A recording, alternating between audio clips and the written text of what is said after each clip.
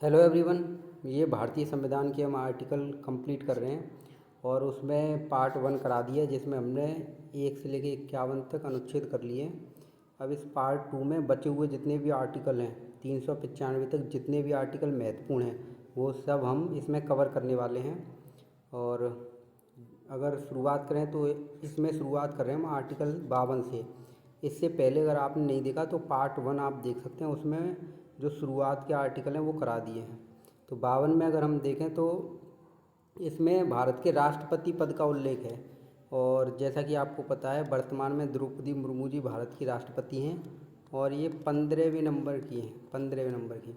अगर प्रधानमंत्री का क्रम भी पूछे वो भी इस समय 15 है, राष्ट्रपति जी का भी 15 है और उपराष्ट्रपति जी का भी 15वां क्रम है इस समय। आर्टिकल 53 में देखें, जो संघ की कार्यपालिका है उसका प्रमुख जो है राष्ट्रपति होता है। आर्टिकल बहुत महत्वपूर्ण है, सीधे सीधे पूछा जाता है संघ की कार्यपालिका का प्रमुख कौन होता है, तो राष्ट्रपति। आर्टिकल 54 में अगर बात की जाए तो इसमें राष्ट्रपति के निर्वाचन मंडल का उल्लेख है यानी राष्ट्रपति को कौन कौन वोट डालता है। तो राष्ट्रपति का चुनाव जो है अप्रत्यक्ष रूप से होता है, यानी जनता द्वारा सीधे तौर पे नहीं चुने जाते। तो कौन वोट डालता है, जो संसद है, संसद। तो संसद के 2 सदन होते हैं, राज्यसभा लोकसभा, उसके सभी निर्वाचित सदस्य इलेक्टेड मेंबर। दूसरे राज्यों की विधानसभाओं के निर्वाचित सदस्य। और दिल्ली और पुद्दुचेरी की विधानसभाओं के सभी निर्वाचित सदस्य इसमें वोट डालते हैं। मनोनीत सदस्य नहीं होते, ये याद रखेंगे। आर्टिकल 55 क्या होता है, राष्ट्रपति के निर्वाचन की रीति कैसी होती है, तो गुप्त मतदान होता है, अप्रत्यक्ष रूप से होता है, एकल संक्रमणीय मत प्रणाली होती है, आनुपातिक प्रतिनिधित्व पद्धति होती है। ये चर्चा इसमें करेंगे। आर्टिकल 56 देखें तो राष्ट्रपति की पद अवधि, तो शपथ लेने से लेकर 5 वर्ष तक राष्ट्रपति अपने पद पर रहता है। आर्टिकल 57, तो राष्ट्रपति पुनः निर्वाचित हो सकता है। तो भारत में एक व्यक्ति जो है कई बार राष्ट्रपति बन सकता है, ऐसा फिक्स टर्म नहीं है कि कोई व्यक्ति 2 बार 3 बार 4 बार राष्ट्रपति बनेगा, ऐसा कुछ फिक्स नहीं है। जबकि अमेरिका में अगर हम बात करें तो अमेरिका में कोई भी व्यक्ति 2 बार ही बन सकता है। जैसे डोनाल्ड ट्रंप इस समय हैं तो 2 बार से ज़्यादा राष्ट्रपति नहीं रहेंगे, 2 बार ही बन सकते हैं। अमेरिका में ऐसा प्रावधान है। और अमेरिका में राष्ट्रपति पद का जो कार्यकाल है वो 4 वर्ष होता है। आर्टिकल 58 की बात की जाए तो राष्ट्रपति के निर्वाचन की योग्यता क्या है, तो कुछ प्रमुख योग्यताएं जैसी है, वो भारत का नागरिक होना चाहिए।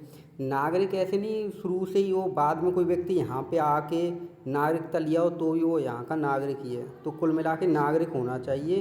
दूसरी प्रमुख योग्यता ये है, न्यूनतम आयु उसकी जो मिनिमम एज है वो 35 वर्ष होनी चाहिए, अधिकतम कितनी भी हो। और बाकी कुछ जैसे लाभ के पद पर ना हो, पागल दिवालिया ना हो, इस तरीके से कुछ अन्य भी चीज़ें हैं। और इसमें पढ़ाई को लेकर कुछ नहीं लिखा, तो इस वजह से योग्यता ये नहीं करती कि कितने पढ़ा लिखा होना चाहिए, ऐसा कुछ नहीं। लेकिन अभी तक जो राष्ट्रपति बने हैं वो सब पढ़े लिखे व्यक्ति बने हैं।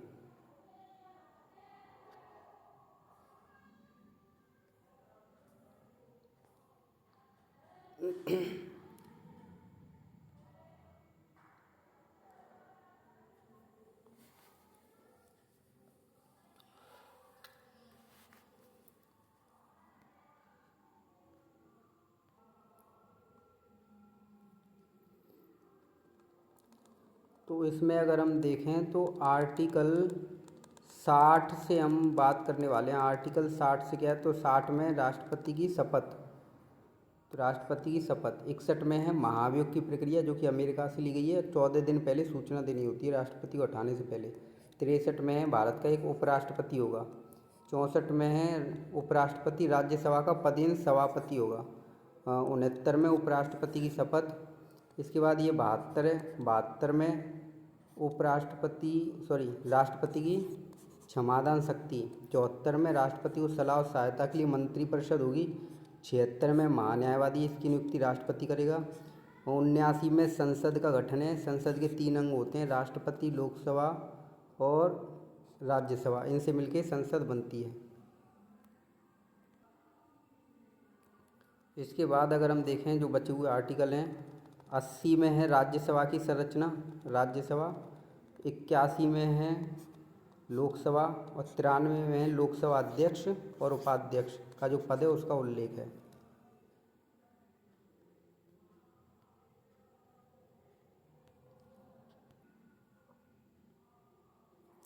इसके बाद आर्टिकल 108। 108 बहुत ही ज़्यादा इम्पोर्टेंट है।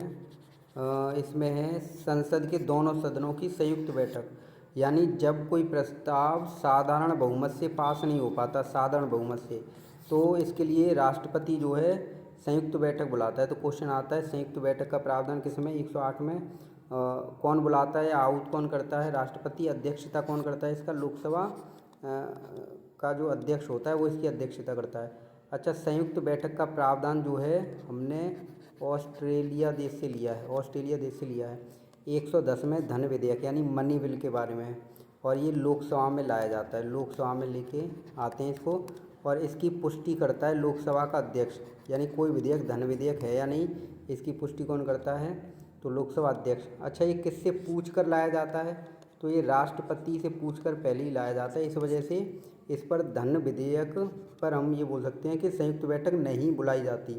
तो जो विधेयक राष्ट्रपति से पहले पूछ के लाते हैं उन पर मतलब संयुक्त बैठक नहीं बुला सकते। आर्टिकल 112 में वार्षिक वित्तीय विवरण यानी बजट का उल्लेख है। भारतीय संविधान में बजट शब्द की जगह पे वार्षिक वित्तीय विवरण शब्द का प्रयोग किया गया है।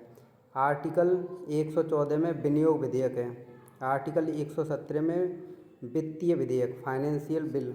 आर्टिकल 123 में राष्ट्रपति को अध्यादेश जारी करने की शक्ति, यानी जब संसद का कोई सदन नहीं चल रहा हो और कानून बनाना आवश्यक हो तो राष्ट्रपति जो अध्यादेश जारी करके उस कानून को बना सकता है।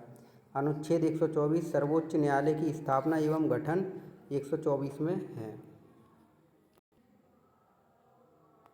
इसके बाद अगर हम बात करें तो 129 से 129 से, तो 129 में जो सर्वोच्च न्यायालय होता है वो अभिलेख न्यायालय, यानी जो जितने भी केस वगैरह होते हैं उनके रिकॉर्ड रखने का काम करता है। तो इस वजह से हम ये बोल सकते हैं कि सर्वोच्च न्यायालय जो है अभिलेख न्यायालय के रूप में कार्य करता है। सर्वोच्च न्यायालय अभिलेख न्यायालय के रूप में कार्य करता है। 143 की अगर हम बात करें तो राष्ट्रपति को सर्वोच्च न्यायालय से परामर्श लेने की शक्ति, यानी राष्ट्रपति सर्वोच्च न्यायालय से परामर्श ले सकता है किसी विषय के ऊपर। आर्टिकल 148 में भारत के नियंत्रक एवं महालेखा परीक्षक, यानी जिसको हम बोलते हैं CAG, CAG, comptroller and attorney general of India, CAG का उल्लेख है। आर्टिकल 153 में कहा गया है एक या एक से अधिक राज्यों में जो है राज्यपाल की नियुक्ति हो सकती है। कोई राज्यपाल एक में या एक से अधिक राज्यों में नियुक्त हो सकता है। आर्टिकल 154 में अगर हम देखें तो राज्य की कार्यपालिका शक्ति, और यहाँ पे राष्ट्रपति नहीं, यहाँ पे आएगा राज्यपाल में नियुक्त होती है, राज्यपाल में नियुक्त होती है। इसके बाद 155 अगर हम देखें तो राज्यपाल की नियुक्ति कौन करता है? राष्ट्रपति।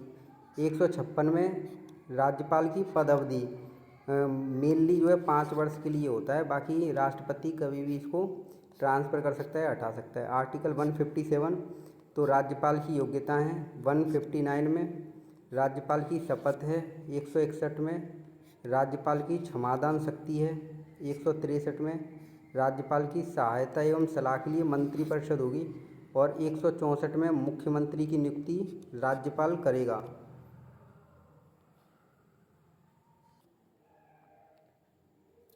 इसके बाद आर्टिकल 165 तो राज्य में महाधिवक्ता यानी एडवोकेट जनरल पद का उल्लेख है। 214 में राज्यों में उच्चतम न्यायालय यानी हाई कोर्ट का उल्लेख है। 226 में हाई कोर्ट में रिट जारी कर सकते हैं, इसका उल्लेख है। और सुप्रीम कोर्ट में रिट जारी करने के लिए आर्टिकल पूछे तो आर्टिकल 32 है। अनुच्छेद 243 ये पंचायत और नगर निकाय से संबंधित है। आर्टिकल 248 अपशिष्ट शक्तियों का उल्लेख, यानी ऐसी सूचियाँ या ऐसी शक्ति जिन पर जो है जो संवर्ती सूची, राज्य सूची और जो है संघ सूची में ना हो तो उन पे कानून बनाने का अधिकार यानी केंद्र सरकार के पास होता है। और अपशिष्ट सूची का विषय कनाडा से लिया गया है। संवर्ती सूची का विषय पूछा जाए तो वो लिया है ऑस्ट्रेलिया से। अनुच्छेद 249 तो राष्ट्र हित को ध्यान में रखते हुए संसद जो है राज्य सूची के विषय पर भी कानून बना सकती है। आर्टिकल 250 राष्ट्रीय आपात की स्थिति में संसद राज्य सूची के विषय पर कानून बना सकती है।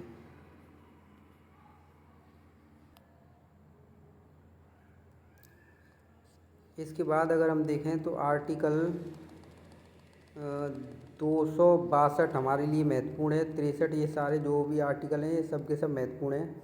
तो 262 में अगर हम देखें तो अंतर्राज्यीय जल विवाद, यानी दो नदियां होती हैं अलग अलग राज्यों में, मतलब एक नदी है कोई अलग अलग दो या अधिक राज्यों से निकल के जा रही है, तो उनके उस नदी के जल को लेकर जो विवाद हो जाते हैं उन राज्यों में, उसका निपटारा है इसमें आर्टिकल 262 में। 263 में अंतर्राज्यीय परिषद का गठन, 280 में वित्तीय आयोग का गठन, और ये 5 वर्ष के लिए होता है। कौन करता है? राष्ट्रपति करता है। आर्टिकल 312 इसमें अखिल भारतीय सेवाओं का उल्लेख है, जो कि 3 हैं, IAS, IPS और IFS, इंडियन फॉरेस्ट सर्विस। इसके बाद 315 संघ और राज्यों के लिए लोक सेवा आयोग, जैसे यूपी में UPPSC है, Uttar Pradesh public service commission, और केंद्र में UPSC है, तो उनका उल्लेख है। आर्टिकल 324 निर्वाचन आयोग का गठन। आर्टिकल 326 भारत में सार्वभौमिक वयस्क मताधिकार है, यानी जो 18 वर्ष प्लस आयु के हैं वो सभी वोट कर सकते हैं। उसके लिए नियम क्या है? तो ये याद रखेंगे, वैधानिक अधिकार है। वैधानिक कैसे वोट कैसे कर सकते हैं कि जो वोटिंग लिस्ट है उसमें नाम होना चाहिए, और इसी के साथ साथ उनका कोई ID कार्ड भी होना चाहिए। ये कुछ लाइन बोल के कुछ ट्रिक बन रही हैं, तो अगर आप इस तरीके से याद कर सकते हो तो कर लेना, और चाहो तो आप इसका स्क्रीनशॉट ले सकते हो। बाकी ये आर्टिकल आपको ऊपर कराई दिए हैं। अब बचे हुए आर्टिकल है ये, इसमें इनको कवर कर लेते हैं। जैसे आर्टिकल 330 से इसमें शुरुआत है, और ये PYQ का क्वेश्चन है। ये शायद पहले उत्तर प्रदेश पुलिस कांस्टेबल के किसी एग्ज़ाम में पूछा जा चुका है। तो आर्टिकल 330 क्या है? तो लोकसभा में अनुसूचित जाति और जनजाति के लिए जो आरक्षण है उसकी बात कही गई है लोकसभा में, SC व ST के लिए। 331 में लोकसभा में एंग्लो इंडियन, जो कि अब समाप्ति कर दिया है, तो लोकसभा में 2 एंग्लो इंडियन को मनोनीत करता था राष्ट्रपति, वो अब ख़त्म कर दिया है। लेकिन फिर भी ये पूछा जा सकता है किसमें प्रावधान था, तो याद करना ज़रूरी है। आर्टिकल 332 अगर हम देखें तो राज्यों की विधानसभाओं में SC अनुसूचित जाति और ST अनुसूचित जनजाति के पद या सीटों का उल्लेख है। 333 में अगर हम देखें तो राज्यों की विधानसभाओं में एंग्लो इंडियन, जैसे उत्तर प्रदेश में 403 विधानसभा की सीटें हैं, जिसमें से एक जो है राज्यपाल एंग्लो इंडियन के लिए मनोनीत करता था, इसको हटा दिया है। आर्टिकल 338 में अगर हम देखें तो राष्ट्रीय अनुसूचित जाति आयोग का उल्लेख है। इसके बाद 338 का में अगर हम देखें राष्ट्रीय अनुसूचित जनजाति आयोग है, और 340 में अगर हम देखें तो पिछड़ा वर्ग आयोग का उल्लेख हमें देखने मिलता है। कुछ आर्टिकल और बच्चे, इनको भी कवर कर लेते हैं। जैसे आर्टिकल 343 बोलता है कि संघ की राजभाषा हिंदी और लिपि देवनागरी होगी। संघ की राजभाषा हिंदी और लिपि देवनागरी। आर्टिकल 348 हाई कोर्ट और सुप्रीम कोर्ट की प्रयोग की जो भाषा है उनका उल्लेख है। मुख्य रूप से अंग्रेजी भाषा का प्रयोग करते हैं सुप्रीम कोर्ट और हाई कोर्ट। आर्टिकल 351 में केंद्र सरकार हिंदी भाषा के विकास के लिए कार्य करेंगी, ऐसा बोला गया है। 352 में राष्ट्रीय आपात का उल्लेख है, और ये कब लग सकता है? जब सशस्त्र विद्रोह हो जाए, यानी हथियार लेके लोग विद्रोह कर दें या बाहरी आक्रमण हो जाए, तब इसको लगा सकते हैं, यानी राष्ट्रपति इसकी घोषणा कर सकता है, वो भी मंत्रिमंडल की लिखित सलाह पर। अनुच्छेद 356 में राष्ट्रपति शासन का उल्लेख है। 360 में वित्तीय आपात है, जो अभी तक भारत में नहीं लगा है, और 368 में संविधान संशोधन की प्रक्रिया, जो कि दक्षिण अफ्रीका से ली गई है। कुछ यहाँ पे ये नोट पॉइंट हैं, इनको भी देख लेते हैं। जब भारतीय संविधान बना था, यानी हम मूल संविधान की बात करें, तो जब भारतीय संविधान बना था उस समय भाग 22 थे, अनुच्छेद 395 थे, अनुसूची 8 थी। वर्तमान में इसकी स्थिति देखें तो 25 भाग हैं भारतीय संविधान में। अनुच्छेद लगभग 470 कोई 77 जो भी है इसके अप्रॉक्स हैं, और अनुसूची जो है 12 हैं। तो इतना आप याद रखेंगे। तो इस तरीके से हमने 2 भागों में भारतीय संविधान के सभी आर्टिकल को कवर कर लिया है। तो अगर आपने इन आर्टिकल को पहले से ही पढ़ रखा है तो आप 2x में वीडियो करके जल्दी से इसको रिवाइज कर सकते हैं। बाकी अपना सुझाव जो है कमेंट में दे सकते हैं। वीडियो अच्छी लगी हो तो लाइक कीजिएगा, सब्सक्राइब कीजिएगा। चैनल को जो है बहुत सारे लोग देखते हैं लेकिन सब्सक्राइब नहीं करते हैं। और लगे आपको कि किसी के लिए बेनिफिशियरी हो सकती है तो उसको भी आप शेयर कीजिएगा। Thank you for watching this video.